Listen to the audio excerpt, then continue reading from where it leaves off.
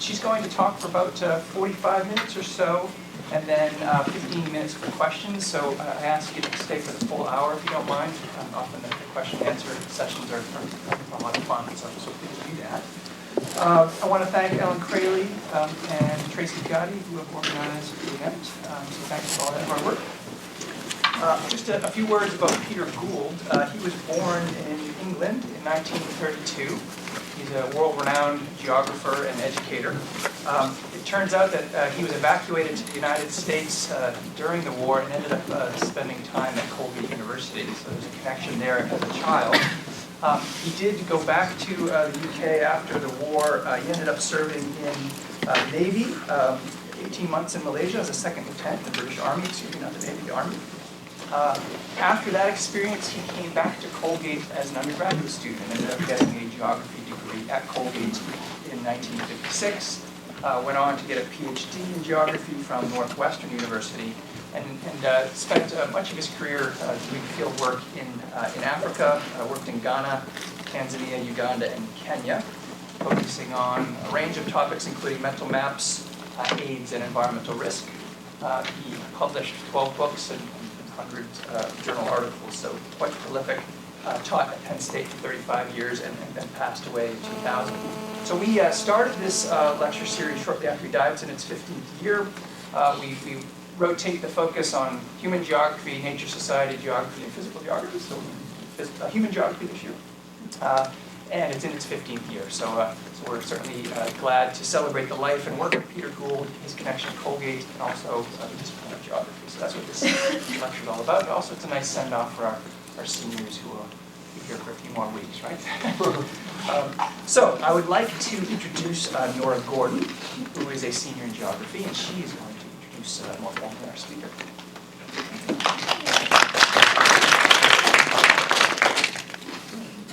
You can stand wherever you like. Thank you, Professor Kleppeis. It is my pleasure to introduce to you all this afternoon Dr. Jamie Winders, Associate Professor of Geography and O. Family Faculty Scholar at Syracuse University.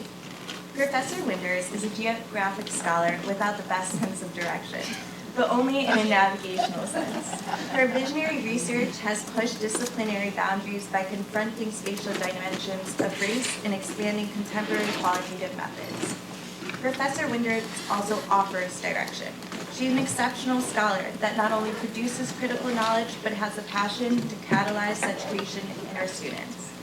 At a Eurasian Studies conference last week, I was not surprised to see Winders acknowledged at the end of an impressive dissertation presentation by a Syracuse PhD geography student and Colgate alum. Professor Winders received her own PhD from the University of Kentucky in 2004. From the beginning of her scholarly trajectory, Professor Winders' research has not shied away from straddling two fundamental and contentious issues in American society, race and immigration. Her dissertation research addressed Latino integration in the historic black-white binary of the U.S. South. After more than 50 years since the Immigration Act of 1965, immigration still remains a foremost political issue. Now, in an era with displacement statistics higher than post-World War II numbers, and amongst rhetoric that echoes a retreat to a national origin system, research produced by the likes of Winders is increasingly important. In the National Academy of Sciences' new report on the integration of immigrants into American society, they call for scholars to investigate the many dimensions of integration like Winders. Today, Winders will be discussing the phenomenon of new immigrant destinations. This research further increases this pool of scholarly knowledge on the shifting spatial dynamics of immigration that will help suggest mechanisms for increased adaptation. Please join me in extending a warm Colgate welcome to Dr. Jamie Winders. Thank you.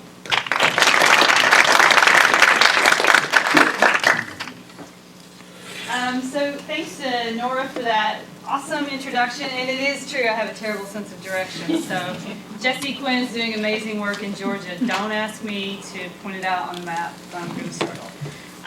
So I want to thank you guys for the invitation. I'm so impressed that there are so many people in the room. I hear it's spring party, maybe Yeah. spring weekend.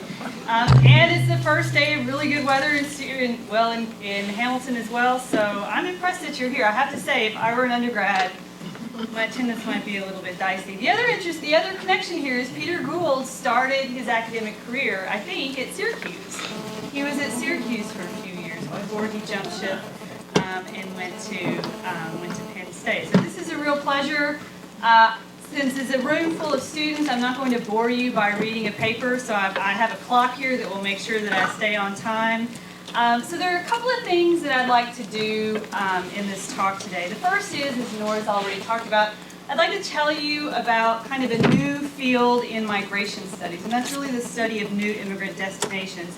These are places that are experiencing immigrant settlement for the first time in their recallable history. So in the U.S., a lot of southern cities and towns, but also parts of the Midwest, and even some places in New England, like Maine. So while I'm doing that, I also want to try to open up the black box of how research projects take shape and how they change over time. And so I'm kind of going to map out how I ended up studying this topic. And then finally, I want to try to reinforce what you already know, which is why thinking geographically is important. And Peter Gould, I did my homework on him a little bit before I came, and one of the things he was really concerned about was that people understood why thinking geographically mattered. So I want to share today some of the ways that thinking geographically, especially trying to think across scales, between places, can help us understand international migration.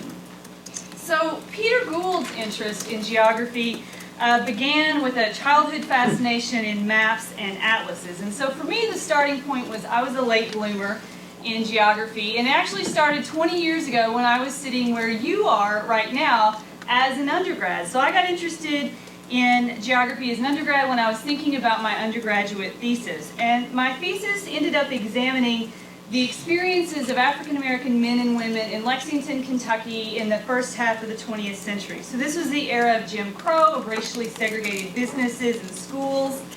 So I did a whole series of oral histories with elderly African American men and women about growing up in Lexington from 1910 to 1950. So what was their neighborhood like? Where did they go to school? Where did they hang out?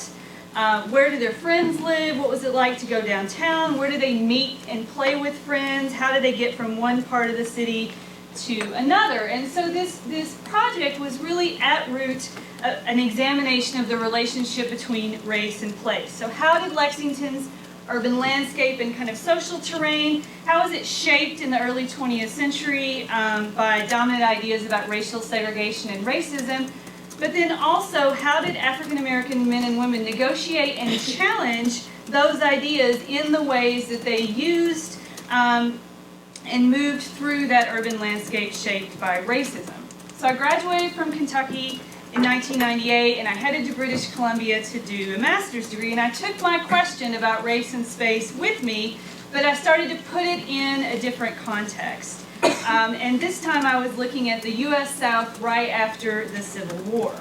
And I was studying these travel accounts written by Northern men and women right after the war had ended, and I was interested in how the end of the Civil War and the abolition of slavery changed the ways people thought about that connection between race and place. So after the emancipation, after the South's defeat, how did the link between race and place shift? So I pushed my initial question about race and place into a different historical context, the sort of post-Civil War South, and to a different scale, looking at the American South as a whole. Now, while I was in graduate school, I was also working in the summers as a riding instructor at a horse farm near Nashville, Tennessee. And in the late 1990s, I started to see some real changes in Nashville, and I started to see immigrants, especially Latin Americans, beginning to settle in Nashville in growing numbers. And the same was true for southern cities and small towns across the region. And so I realized that this moment in the late 1990s was another time, kind of when immigrants are coming to the South, that this was another time when the relationship between race and place was changing, right? So the growth of a Latino population was changing the racial compositions of southern cities and towns, and they were really a group that didn't fit in that black-white racial binary, as Nora already mentioned. So I got really interested in, well, how would this sort of growing immigrant population change the ways we think about the U.S. South? And in particular, how would it change the ways we think about race in that part of the country? So with this new question, which was really just my old question put in a different context, I came back to the University of Kentucky to do a PhD and to study immigrant settlement in the U.S. South. And again, I was doing research on Nashville, and I was really interested in the impacts of immigrant settlement on Nashville's racial politics, on its workplaces, and then later in another project on Nashville public schools and neighborhoods. So since 2000, I'm looking at the wrong one here. There we are. So since 2000, I've been doing research on this phenomenon of new destinations. And I've been looking at things like, what's the relationship between the politics around immigration and the politics around refugee settlement in places like Nashville? How has immigration changed urban and racial politics in southern cities? What happens when immigrants started to put down roots and to make claims to place in southern cities? Why is it that southern cities became popular sites for immigrant settlement? What regional economic shifts help us understand this new settlement pattern? And then what's going on in workplaces, especially dynamics between supervisors and workers? And all of this ultimately led to a book project that really looked at the dynamics in public schools and in neighborhoods that had growing immigrant populations. Now, why am I telling you all of this? Well, one thing, this has allowed me to talk about two of my most favorite things. I've been able to tell you about horses. This is Turtle. The blue ribbons are, it's totally unusual. Normally we're at the very end of the class. And I've been able to talk about Kentucky, so I can also talk about Kentucky basketball. But more seriously, the reason I wanted to give you kind of this history of how I came to this project is because it very much has roots in my own undergraduate experience. So in the same way that Peter Gould's whole career as a scholar was profoundly shaped by having taken classes at Colgate with geographers who did research on Africa, my own experience was profoundly shaped by some of the same geography classes that I took at Kentucky, focused on that relationship between the urban landscape and race. So kind of one question leads to another question. So be careful which classes you take while you're here, because 20 years down the road, you could sort of still be thinking about this same thing. So now that I've kind of opened up the black box of how I ended up studying new destinations, let me get to my main point, which is actually pretty simple. We need to think about these new destinations, like Nashville, Tennessee, in a global context. To date, almost all of the research that has looked at new destinations has focused exclusively on the U.S. And what I want to show you today is what we gain when we stretch that frame of analysis and when we start to look at new destinations beyond the U.S. and what we gain in terms of insight into the really kind of complicated geographies of international migration that I think several of you are looking at in a class. So let me give you a sense of that global scope of new destinations. So since the 1990s, the spatial dynamics of international migration have shifted, and immigrants from a range of countries have settled far beyond the gateway cities that really dominate the literature on international migration. So New York, London, Paris, Los Angeles. So in the U.S., as I've already said, immigrants, especially from Latin America, have increasingly settled in urban, suburban, and rural locales that are socially and spatially removed from those established destinations like Los Angeles. So in 1970, close to 25% of immigrants in the U.S. lived in New York, Chicago, and Los Angeles. By 2010, that was down to 13%. That's a profound shift as immigrants sort of headed to sites all across the country. So in these places like Nashville, schools, neighborhoods, work sites, as well as dominant understandings about race, community, and place, were transformed in only a few years, and in ways that we just didn't see coming. If we look,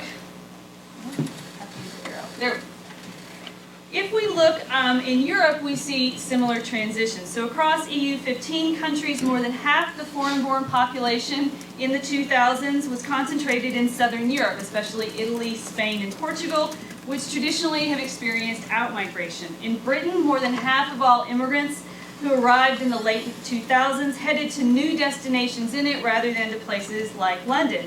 In the last year, of course, we've seen new flows of migrants from North Africa and the Middle East into Europe through Turkey and across the Mediterranean, adding kind of yet another layer of complexity to this changing geography of immigrant settlement. Beyond the US and Europe, similar changes in the geographies of immigrant settlement are underway. So in the Middle East, scholars have described Israel as a new destination for Chinese workers and examined the changing geographies of Sri Lankan migration into the region. South Africa has been identified as a new destination for black immigrants from elsewhere who previously went elsewhere on the continent and whose numbers have increased tenfold in South Africa since 1990. In Zambia, in the 2000s, the labor migration of nurses shifted away from South Africa and made the established destination of Great Britain a new destination for this group of migrants.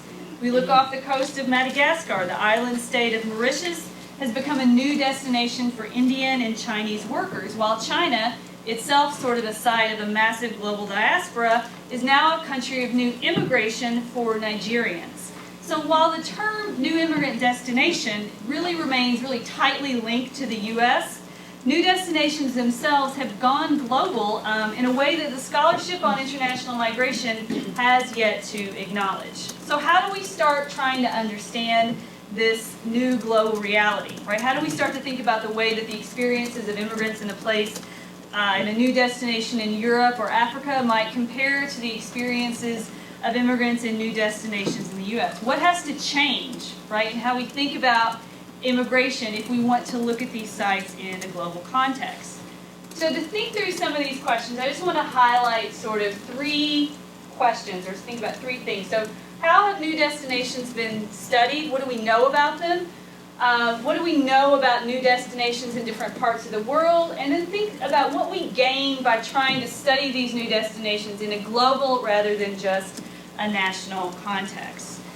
So I've already mentioned that places like Nashville are a new destination. But what are some of the common characteristics of these kinds of immigrant destinations, right? So what's different about a new destination in comparison to a place like Los Angeles or a place like New York? And the first is it's the speed of settlement and not the size. So when we look at new destinations, we're not talking about places that necessarily have extremely large immigrant populations, but these are places that experience very, very rapid immigrant population growth. So if we look at Cape Verde, its Chinese population grew fivefold in less than a decade. If you look at rural Arkansas, in under a decade, its schools went from 3 to 50% Hispanic. If you look at some of the towns in the Midwest, you're looking at a 5,000% growth in about 15 years. So one of the common traits is this sense that immigrant populations seem to grow overnight. So this very, very rapid speed. The other thing we see in new destinations is the lack of an institutional infrastructure. So because these were places that historically did not have immigrant populations, because the communities grew so quickly, schools, law enforcement, healthcare, all of these different institutions were often unprepared to recognize and then meet the needs of a growing immigrant population. You also often have language barriers, cultural misunderstandings. So these are communities that really aren't quite prepared to deal with an immigrant population. At the same time, because these are places that historically didn't have an immigrant presence, you also don't have what some have described as sort of established ethnic resources. So in contrast to a place like New York, where you have multiple generations of an immigrant presence, in these new destinations, there's been no kind of intergenerational transfer of knowledge or wealth. We're still sort of in the era of the first generation. So on the one hand, this creates immense opportunities for immigrant entrepreneurs to come in and open businesses. On the other hand, it makes these immigrant communities extremely vulnerable to different kinds of violence, right? Of sort of labor exploitation, of sort of instability in local communities. So it's a very different context. The fourth is that in a lot of these new destinations, there's a missing link between immigrants and the local past, right? And this one is actually, I think, is one of the most important. So a lot of these new destinations don't identify culturally or politically with immigrant heritage, right? And so there's a real struggle to sort of place these new immigrant groups in the context of local history. This is particularly true in a part of the U.S. like the American South. So we talk about the U.S. as a nation of immigrants, that narrative doesn't always hold in the same way in a place like the U.S. South. And I'll give you a classic example. So my father retired a few years ago. It's driving me crazy a little bit. So I got him a subscription to Ancestry.com. I thought that will buy me some time. So he started playing around with it. And he is born and bred from Kentucky. He had to go back 11 generations before he found an ancestor who was not born in what is now the U.S. That person who was born abroad was in the U.S. before it became a country. So my father actually doesn't have an immigrant past. He has a settler past, right? That is not that unusual, and the absence of that narrative profoundly shapes how white Southerners, in particular, come to understand immigration. When we start to look at the experiences of African Americans, so this is in the sort of height of anti-immigrant sentiment in Tennessee. This was a campaign, "Welcome the Immigrants You Once Were." This campaign has roots in the Midwest, right? It's a story. It's an idea that would really resonate with communities in the Northeast. What do you think happened when this was put up in a historically black neighborhood? What would it mean if you're a black Southerner to welcome the immigrant you once were, right? Your history in this country does not trace back to voluntary migration, right? Your history in this country traces back to the Middle Passage. So that absence of this sort of local context, this sort of connection between immigrants and the local past, profoundly shapes how they're received. We see the same thing in places like Spain and Ireland, who have historically been sites of out-migration that are now receiving immigrants. Now this missing link works both ways. So on the one hand, the sort of absence of an experience with an immigrant population sometimes makes immigrant reception smoother because there are fewer preconceived negative connotations about immigrants, right? So there's some research coming out of Ireland, which has a small but growing Latin American population, and the category Hispanic there simply signifies Spanish speaking, right? It doesn't carry the sort of pejorative connotation that it does in the U.S. The absence of this connection between immigrants and the local history can also mean that immigrants often know nothing of the places that they're going to. They're very unfamiliar with these new destinations. So there's some research on the experiences of Nigerian immigrants going to China, right? So they arrived in Beijing completely unaware of the distance between Beijing and Guangzhou where they were headed, and they were surprised to discover that no one there spoke English, right? So there's a lack of familiarity. I'll show you a passage from some interviews that I did in Nashville with Mexican immigrants about what did you know about the American South before you came here? What did you know about Nashville before you came? And this sort of idea that you come with your eyes closed was a recurring theme. So in these new destinations, there's very little knowledge about them that's getting transferred back to kind of immigrant communities that are sending people there. So you might well be saying, okay, well, you know, these places are interesting, but why are they important, right?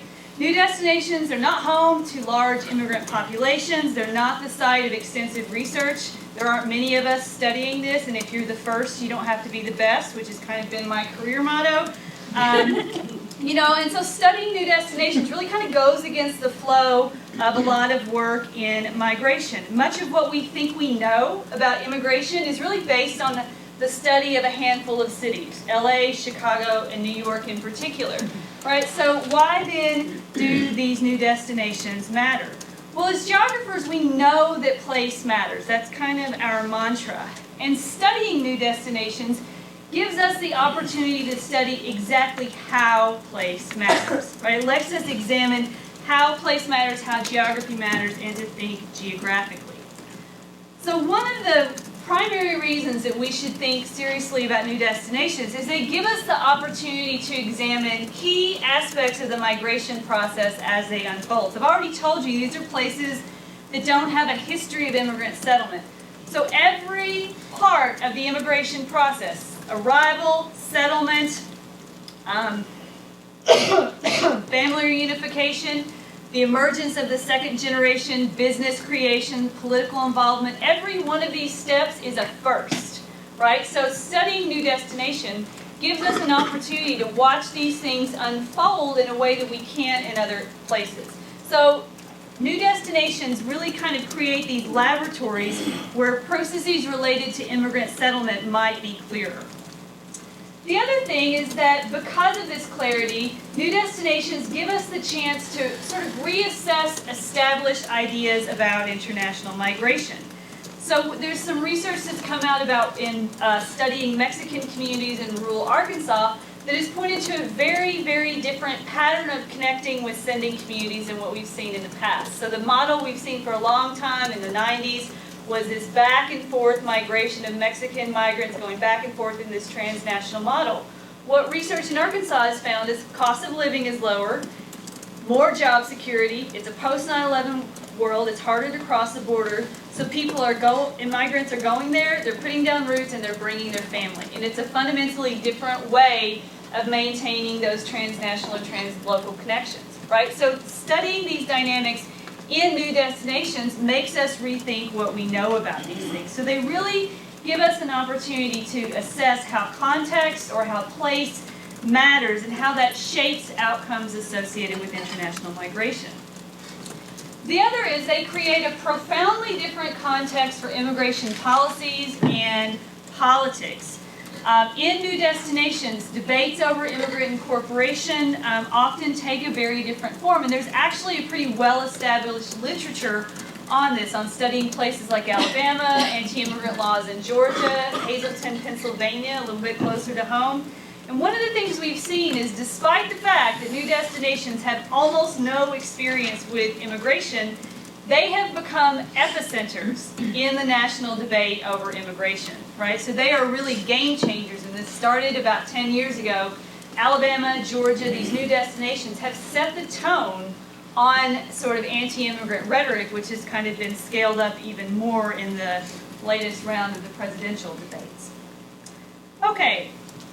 So what, though, actually constitutes a new destination? And the reality is there's no clear consensus on a definition. When we start to look beyond the U.S., as I'll show you in a few minutes, there's actually no clear consensus on what we even call them, right?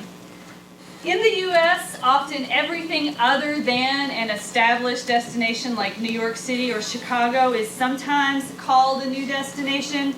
Initially, it was any place that was experiencing immigrant settlement for the first time, right? So at the beginning, when I started studying this, there was sort of this implicit sense that we just knew one when we saw it. Since then, we've had some folks come along and try to create typologies. So Audrey Singer looked at cities across the U.S. and tried to come up with different kinds of gateways. So there were pre-emerging, there were re-emerging, there were emerging. But these were looking only at cities. More recently, some people have tried to really quantify what a new destination is. So some people have said, okay, we'll think of it at the scale of the state, right? So if it's 100% or greater Hispanic population growth, it's a new destination. Some have looked at the county. Some have tried to come up with sort of a more amorphous scale, and also to look not only at population growth, but also the overall size of the population. One of the things to pay attention to is all of these focus explicitly on Hispanic immigrants, right? We know very little about what new destinations look like, what it's like to live in them for Asian immigrants, for immigrants from Africa. Most of the work has been very, very focused on Latino immigrants. Now, as I said, once we get beyond the U.S., there's been very, very little attempt to kind of formalize any definition, and instead you get a whole series of kind of random case studies. So there's been some folks have treated Israel as a new destination for Chinese workers, not in relation to new destinations other places, but because we haven't seen Chinese immigrants in Israel before. The other thing that we often associate with new destinations is that it's defined through voluntary settlement. And I want to take both of those words apart. So typically, involuntary displacements across international borders because of conflict or environmental crises have not been treated as new destinations. And that sort of works as long as we're only looking at the U.S. But when we start to think about this globally, that raises a whole series of questions. So for example, do we think of the Syrian refugee crisis in Europe as potentially creating new destinations? right? Just thinking about a place like Hungary or the Czech Republic and their response to that situation help us understand how they responded. How are sort of different histories mobilized or forgotten in places like Hungary to interpret Syrian refugees, right? We have a hard time fitting those into this framework of new destinations because of that strong focus on sort of the voluntary aspect. The other is that almost all work has looked at immigrants that are presumably there to settle. They're there to stay, which again, works in the U.S. and it largely works in Europe. But when we start to look beyond the U.S. and Europe, we see a lot of instances of contract workers, right? Of people who are brought to work at various parts of the Middle East for a limited period of time. So if there's no legal way for them to stay, does that make it a different kind of new destinations, right? So Chinese workers in Israel, Nigerians in China, can we think of them in the same sort of way? We can also ask, well, what actually is new here, right? What about new destinations that are also established destinations for other groups? So New York City, immigrant capital of the U.S. In the 1990s, New York for the first time started to see a growing Mexican population. So it was a new destination for Mexican immigrants, but it was in no way a new destination for Irish immigrants or Chinese immigrants. So how do we think about a destination that's new for some and old for others? What does that look like? How do we think about the ways that the history of one immigrant group might or might not shape the experiences of another? More broadly, what part of this overall migration process are we describing as new? So if we think about Nashville, Nashville is a new destination if we focus on the destination part of the migration process. If we look at where those migrants are coming from, that is not a new trend. It's new in terms of where they're going, but it's not new in terms of where they're coming from, right? So we're really privileging the settlement part of the overall migration process. Why does this matter? It has profound impacts on the kinds of questions we ask. So most of the research on new destinations has focused on dynamics between long-term residents and new immigrants in those places. We know much, much less about how new immigrants in these places maintain connections to their home community. There's been much less attention to those sort of translocal or transnational contexts. So despite these questions about how we actually define new destinations, what do we know about them in a global context? So I'll start with new destinations in the U.S., since I've already told you a little bit about that.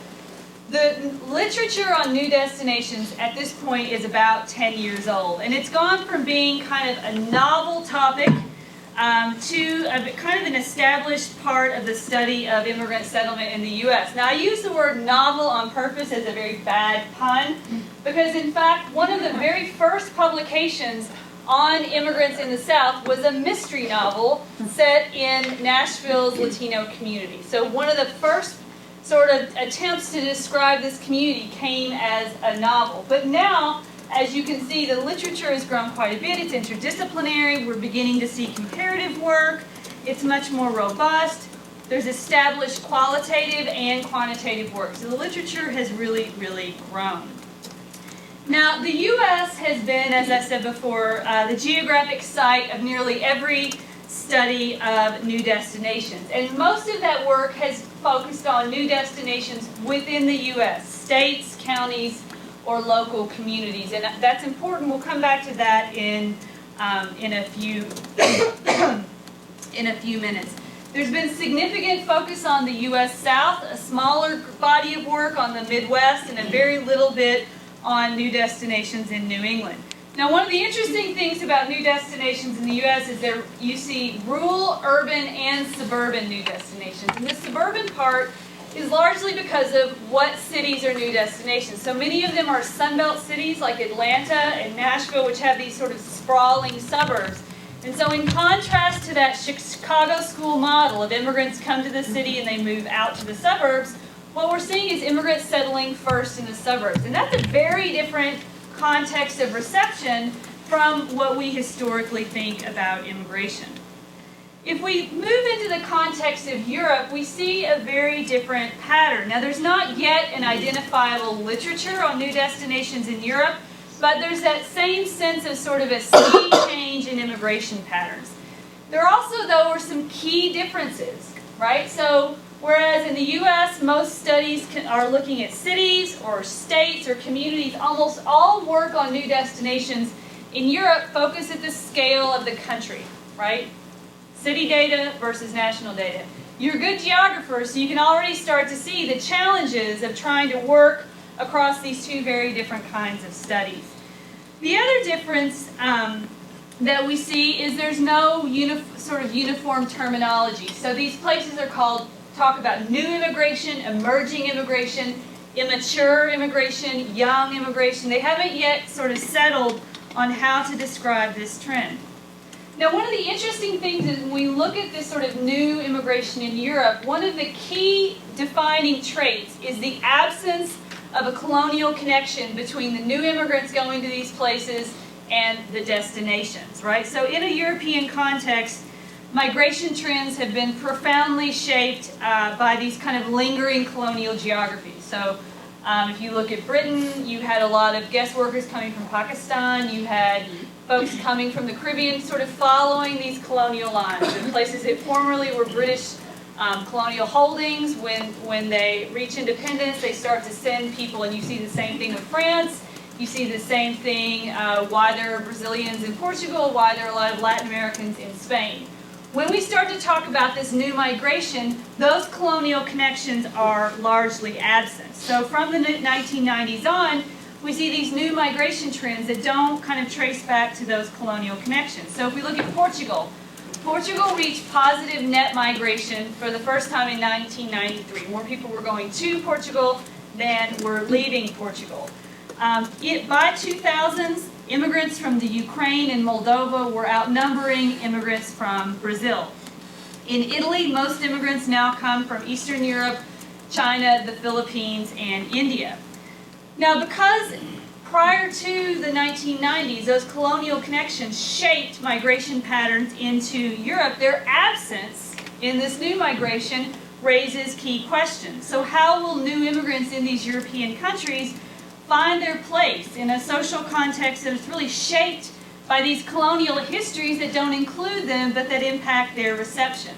Now, we have no research on this topic because most of the work in Europe focuses primarily on economic and political incorporation and doesn't pay as much attention to some of these social dynamics. So if you're looking for a senior thesis project, this one is wide open. But it does make for a really interesting parallel with new destinations in the U.S., right? So I've already told you that when we look at the American South, Latino immigrants are often, they aren't necessarily familiar with the history of racial conflict there. They don't have a clear place in that racial binary, right? So in the same way that new immigrants coming into Europe aren't sort of aware of or part of that colonial history, Latino immigrants coming to the South aren't sort of part of that history of racial conflict between African Americans and white Southerners. So there's an interesting sort of absent history here that's shaping lives in both places. Okay, what if we shift and look at new destinations in the developing world? And it is admittedly problematic on every level to lump together new destinations across Africa, the Middle East, and Asia as the developing world. You've all had this conversation in your geography class. This model really reproduces that idea of the West and then the rest. And so it's a problematic way to kind of proceed. At the same time, it's really important that we start talking about migration trends in these places. And so for now, this is kind of a shorthand until the literature sort of catches up. So if we look at new destinations kind of in the global South or beyond Europe and the US, we start to see a whole new set of dynamics. The first thing that we start to see is that political shifts as much as economic opportunities can produce these new geographies, right? And that's a very different story from what we see in the US.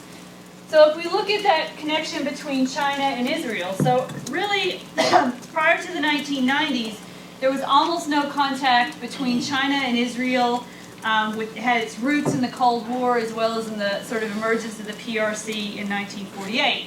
But through China's open door policy, through kind of the move toward peace in the Middle East in the 1990s, China and Israel reestablished diplomatic relations in the early 1990s and really laid the groundwork for new migration between them. So this connection is much more about geopolitical dynamics than it is about the kind of economic opportunities. If we look at what's going on in South Africa, right? So the end of apartheid, which is a sort of a political shift of epic proportions, created the conditions to make South Africa a new destinations for immigrants elsewhere in sub-Saharan Africa. So again, a changing political regime. Nigerian immigrants in China, this migration completely reflects tightened borders elsewhere. So when we move beyond Europe and the US, we start to see how these political dynamics also are kind of powerful producers of these new destinations. We also start to see kind of the growing trend of these south-south migration geographies that a lot of scholars are talking about.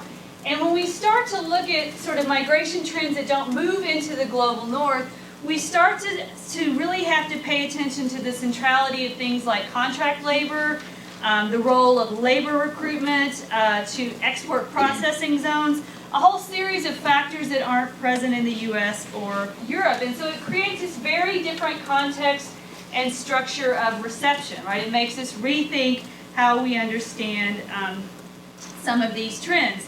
Now, most of the studies that are looking at new destinations kind of beyond the US and Europe don't even begin to describe them in that way, but they certainly could and should be kind of a context for future comparative work. This is, again, potential thesis topic. The third thing that kind of beginning to look at new destinations in sort of the global south lets us do is sort of speak back to the center on this body of work. When we start to move beyond Europe, when we move beyond the US, we really start to see the way that all of these US arguments about new destinations, including my own, are really only part of a much larger global trend. It helps us place the specificity of some of these claims that we've been making about the US. Okay, now figuring out how we should do this comparative work is admittedly not very easy. And so, when we start to think about how should we study new destinations in different parts of the world, a lot of questions that are both empirical and conceptual come up. So should we study, should we make comparisons between new destinations? Should we compare new destinations to more established? Should we compare new destinations to more established destinations? Should we look at different immigrant groups in the same place? Should we look at the same immigrant group in different places? Should we compare destinations within or between national contexts? Some people have also suggested, well, you should look at destinations in different time periods. So if we want to understand new destinations like Nashville now, we really need to look at places like Chicago in the 1930s, or maybe Los Angeles in the 1970s. So again, there are all different sorts of ways that we can think about what this sort of comparative work would look like. And again, at the moment, we don't have anything to draw on, but I've put here two studies about different new destinations alongside each other. So these are two. Helen Morrow does work in on Hispanic immigrants in rural North Carolina. Ruth McCravey does work on Polish immigrants settling in rural Northern Ireland. These studies are structurally the same. They interviewed residents, they interviewed long-term residents, they interviewed immigrants about their experiences. They looked at the different ways that local institutions had adjusted to this. They focused on kind of the lived realities of immigrants at home and at work. So the studies are similar. So this is one opportunity for us to begin to sort of compare, like, well, how might being an immigrant in a new destination in rural North Carolina compare to what we might see in Northern Ireland? So there's some similarities. So both groups face labor market segmentation from native-born workers, as well as kind of receiving communities that really weren't prepared to address their needs.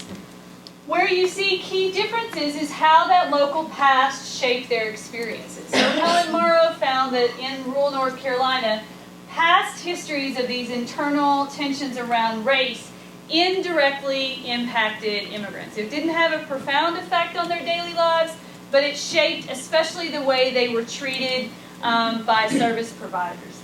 Ruth McCravey found that past histories of sort of internal tensions around religion directly impacted how Polish immigrants were sort of received and their experiences. So we saw a difference there. The other thing is that whereas Helen Morrow found sort of experiences of some upward mobility for Hispanic immigrants in rural North Carolina, most Polish immigrants experienced downward mobility, right? So we can begin to kind of compare and contrast these two different studies.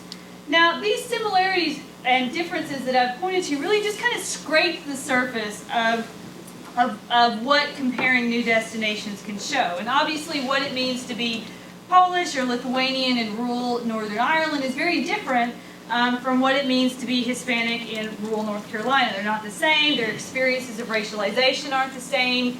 Even their labor market experiences aren't the same. But when we juxtapose these studies, we can begin to kind of give some greater insight into what comparative studies of new destinations might show about how local histories, about how sort of local historical geography shape immigrant outcomes, right? It helps us begin to think about how place matters in these new destinations. Okay. So what did this trip across new destinations show us? Where did it leave us? I think the first thing that I learned, at least from beginning to think about new destinations in this wider global context, is it helped me begin to understand the real spatial complexities of contemporary international migration. And so some scholars who've looked at new destinations describe this kind of cobweb geography that link new destinations to other new destinations and that link them to established destinations. And that immigrants are sort of moving through and along these very, very complicated connections among places. They migrate from abroad, they move to an established destination, and then they move to a new destination, and maybe they move back. And we can, so thinking about new destinations in this global context really foregrounds these kind of complicated and really dense linkages among destinations that studies of new destinations or studies of international migration in general haven't yet engaged. And I'll give you an example. So I already mentioned Helen Morrow's work. And so she was studying the experiences of Latin American migrants in Dublin or in Ireland. That was that scale issue.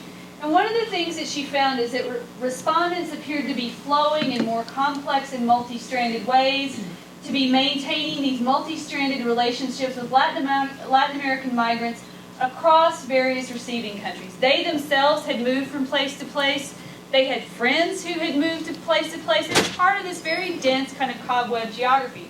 Why does that matter? Well, it matters, to go back to that link between race and place that I started with, because it's through those very complex geographies that Latin American immigrants in Ireland make sense of how they're treated, make sense of how they're received, right? So they were comparing their perceptions of being weakly racialized in Ireland, where the category Hispanic didn't carry a lot of baggage, didn't carry a lot of cultural connotation, which much stronger forms of racialization endured by immigrants, refugees, and other racial groups there. So they're comparing their experiences to those of other immigrant groups in the same place, and they're talking to their friends who live in the US, Spain, and for Brazilian Portugal, right?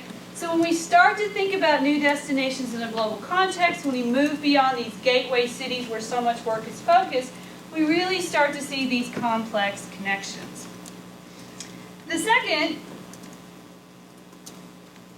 is that we can start to explore new kinds of questions, right? So when we place new destinations in a global context, we can start to ask the question, okay, well, how might the Chinese diaspora to places like Cape Verde compare to what people describe as the Latino diaspora in the U.S., to rural Pennsylvania, to rural Kentucky? Can we compare the experience of these two different diasporic groups? What about the ways that workers are treated? So, you know, what if we what would we gain if we started to look at the lived experiences and the workplace experiences of Chinese and Indian workers in the export processing zone of Mauritius, and we compared that to Chinese workers doing contract labor in Israel, and maybe Mexican men, young Mexican men planting pines on pine plantations in rural Alabama. Right? What would we gain by looking at the experiences of these three different groups who are laboring in three different kinds of new destinations? And obviously their experiences are going to be different, and the nature of the societies where they're settling will be different. But if we start to examine them together, we might be able to see some converging experiences of isolation through things like the structure of immigrant labor, or visa constraints, or very different kinds of transnational connections that they might be maintaining in these places. We also could look at sort of experiences of racialization, right? So we could look at the experiences of African immigrants in post-apartheid South Africa who are seen as black, not Rwandan, right? So the national identity is sort of erased, and there's this racialized black category. Or the ways that Latino immigrants encounter a black-white racial binary in the American South where they don't quite fit. Or young Moroccan youth in places like the Netherlands where they're not accepted as Dutch. They don't have a strong connection to the place that their parents came from. So a lot of them turn to an online community, kind of this global youth Muslim culture, right? So we might start to compare these different ways, sort of similarities or differences in how racial and cultural hierarchies shift and how immigrants respond.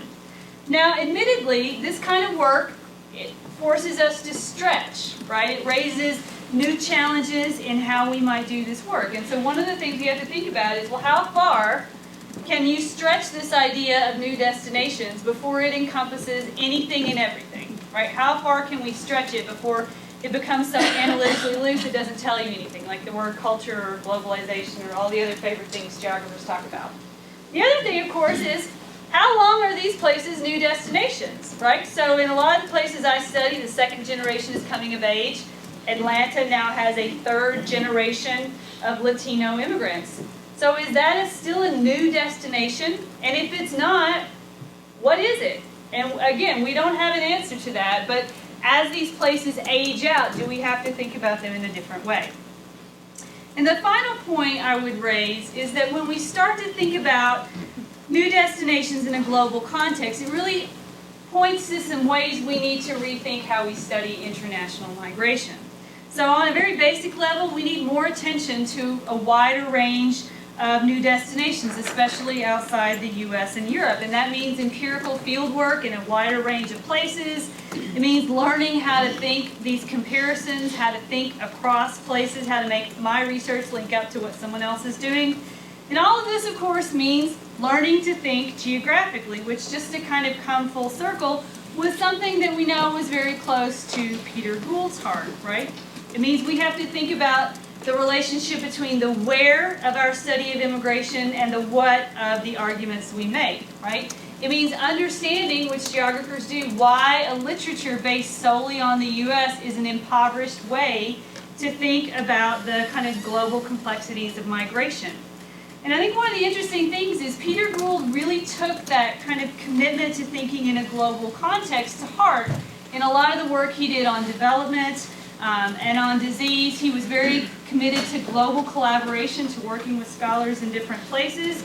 And that, in everything I've read about him, appears to be something that he learned in your program. And so I thought that would be a good place to end, and kind of bringing it again back to the ways that the things that you're learning now will kind of shape you as you move forward. So I'll stop there. I'm happy to answer any questions you guys have.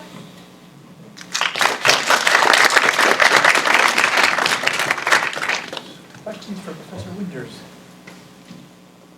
If I don't know the answer, I'll just make something up. Yes?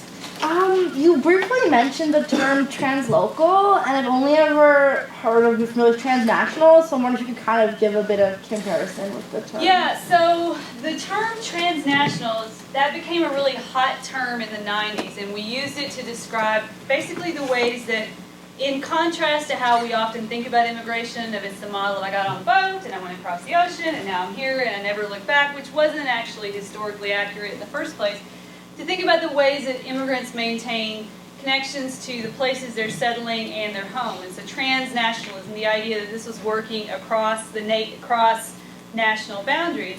But one of the things that scholars later started to look at is, well, okay, when we think about Mexican immigrants who have come to the U.S., are they really maintaining tight connections between the U.S. and Mexico? Or are they maintaining tight connections between Los Angeles and a small town in Oaxaca, right? And so the language of translocal is a way to kind of rescale how we think about those connections to more accurately reflect the ways that these connections are working. So in some cases, it is very much transnational. So you have immigrants in the U.S.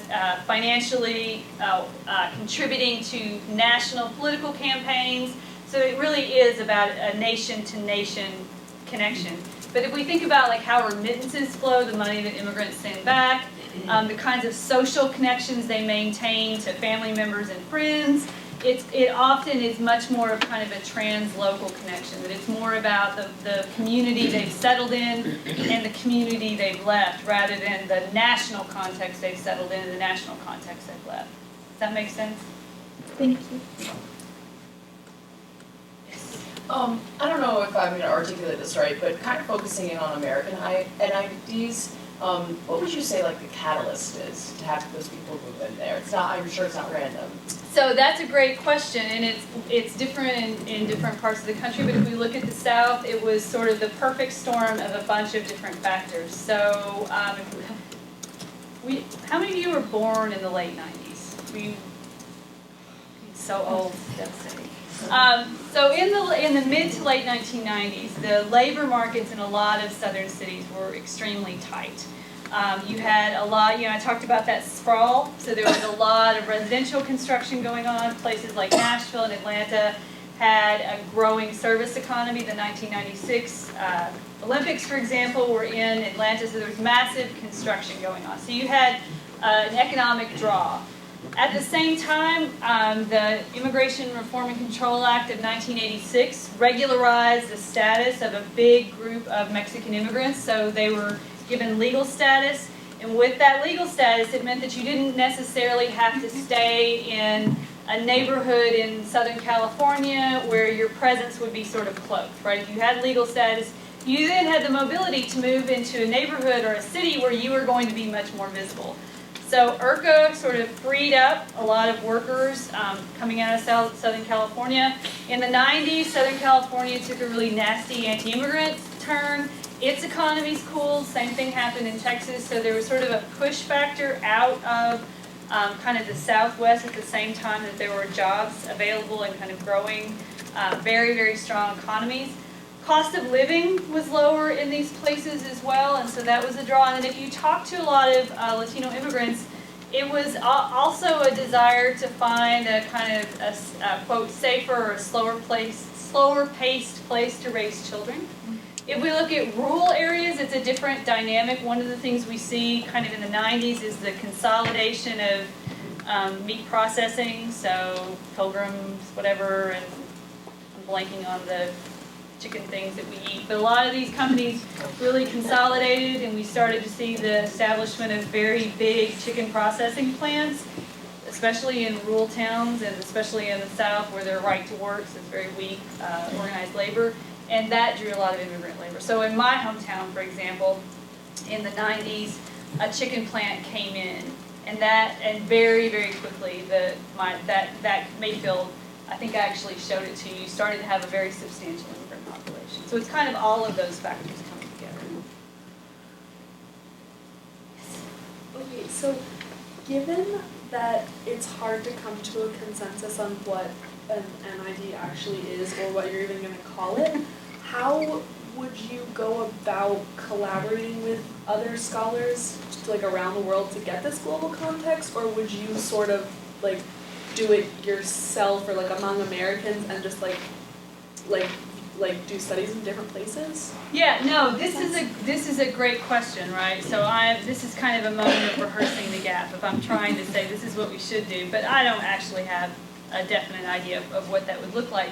So I think you're right. So when I published some of these arguments, I started getting contacted by scholars in Europe who were saying, okay, let's see if we could start to identify the parameters that would point in the same way that some scholars in the U.S. have started to say it's got to be 100% growth over a decade, or it had to have less than 10% at the beginning and more than 10%. You know, they were trying to kind of quantify.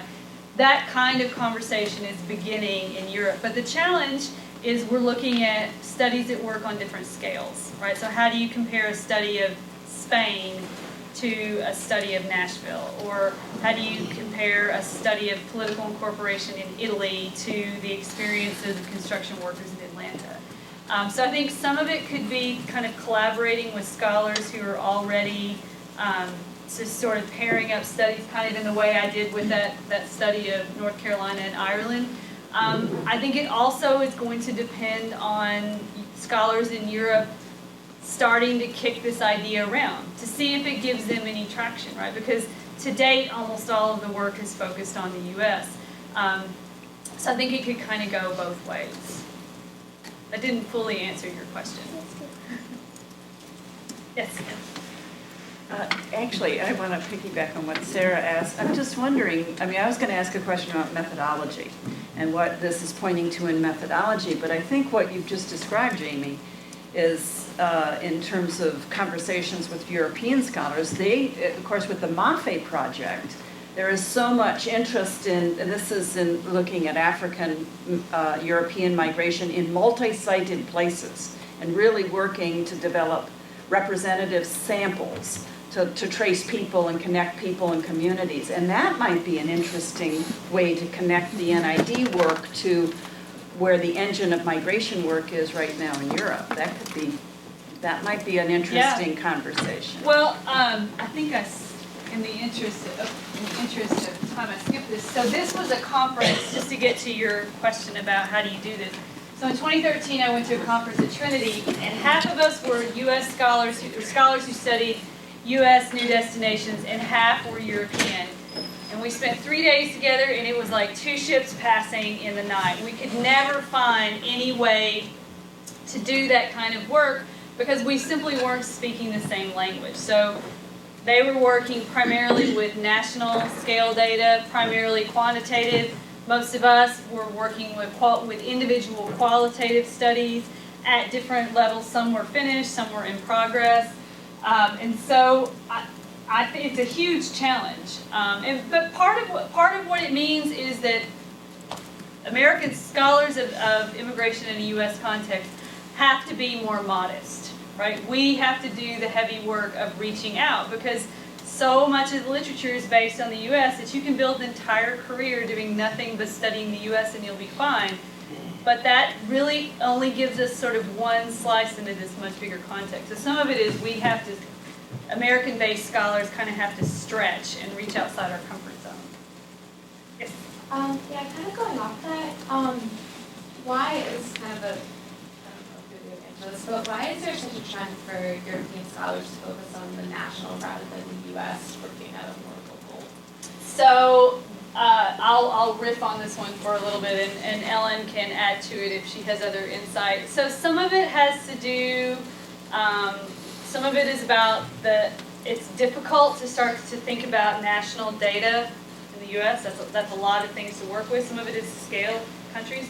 A lot of it is the funding structure and kind of the funding imperatives that you see in Europe. So it's getting funding for the kind of work that I do, which is more ethnographic. You just see less of that. So it's just sort of regional differences in what, it's also the kinds of questions that people tend to ask. So migration studies in the U.S. is very shaped by sociology, which is one of the reasons we see the really strong focus on destinations and on interpersonal contact, intergroup contact of how immigrants are interacting with long-term residents. So that's really kind of the starting point for a lot of research in the U.S. on immigration. When we look in Europe, political science has a much stronger, how many of you have taken a political science course? Right, so it's a much stronger focus on questions of political incorporation. So they're looking at something very, very different, something that in some ways is easier to see at the national scale, whereas if what you really want to know is how these groups are getting along, how they're interacting, you know, you're probably going to look more at the level of local communities.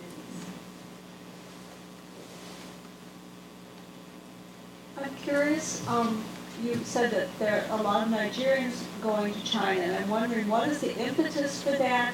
Did that have to do with Chinese policy in Africa? It's something I've never heard before, and it's bothering me as to what implications that might have for countries that encourage immigration as opposed to those that discourage it.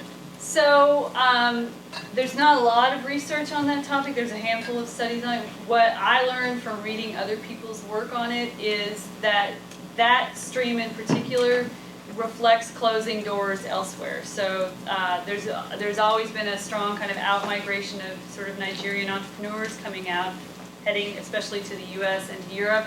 And as those avenues got harder and harder, people started looking elsewhere. Also, when you look across these sort of global south sites, you often see the power of labor recruitment, of companies coming into Nigeria, sort of facilitating the visa. You pay us some money, we get you there. And so you see a lot. You don't see that as much necessarily. You see less of it in the U.S., some of it in Europe. But when you start to look at these global south connections like that, you see a lot of sort of contract workers and labor recruitment, where people are paying someone. They're in Nigeria. They're paying someone who transports them and who sets things up legally or illegally for them to get into China. Last questions? How do migrants' access to education and information affect their settlement patterns in their new destinations? Or are there any trends? So you mean are they choosing places based on schools, or are you talking about educational outcomes? Well, their education in their previous country or area. So their educational level and their access to information in their home country, and how does that shape where they're going? Right. That's a really good question, I mentioned before we've had this very strong focus on experiences in the destination and less of a focus on the sending. So there's not a lot of work on this. I think it's a really important question. We don't have as much. In terms of how immigrants sort of discover these new places, it's very much word of mouth.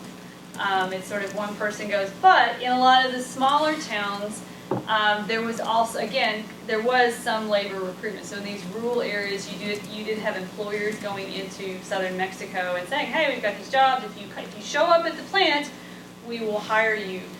In terms of kind of how education in particular shapes that, I'm not that familiar with anybody who's really looked at that. So that's a really good question. We just don't. There's some work, because we now have kids who've moved. We've had the second generation that's close to graduation, so we're beginning to see some work on educational outcomes. So if you are a child of Mexican immigrants growing up in Atlanta, are your educational outcomes similar to native-born kids? Are they similar to second-generation children in other places? So we're beginning to see that comparison.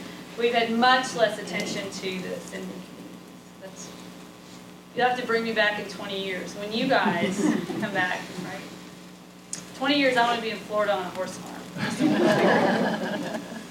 Let's thank Professor Winters for. Anybody wants to have a couple last questions, please come up in front. Take food with you, stuff your pockets.